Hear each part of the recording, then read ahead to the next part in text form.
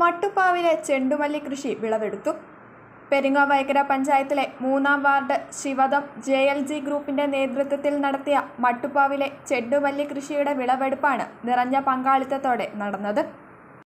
വൈക്കരയിലെ ധന്യ ശിവദാസന്റെ വീടിന്റെ മട്ടുപ്പാവിലാണ് ചെണ്ടുമല്ലി കൃഷി നടത്തിയത്. ഓണത്തോടനുബന്ധിച്ച് വിളവെടുക്കുന്നതിനായി പെരിങ്ങോവൈക്കര കൃഷിഭവന്റെ സഹകരണത്തോടെയാണ് കൃഷി നടത്തിയത്. വിളവെടുപ്പ് ഉദ്ഘാടനം പെരിങ്ങോവൈക്കര പഞ്ചായത്ത് വൈസ് പ്രസിഡന്റ് ബിന്ദു രാജൻകുട്ടി നിർവഹിച്ചു. പഞ്ചായത്ത് അംഗം R രാധാമണി അധ്യക്ഷയായി. കൃഷി officer TB Thushara, E Shaiju, K Padmanabhan, TB Smitha, Dhanya Sivadasan, ATV Sivadasan എന്നിവർ സംസാരിച്ചു. ഇന്ന് അത്തമാണ്. ഇന്നു മുതൽ പൂക്കളുടെ ഒരു വിപണനം നടക്കുന്ന ഒരു സമയമാണ്.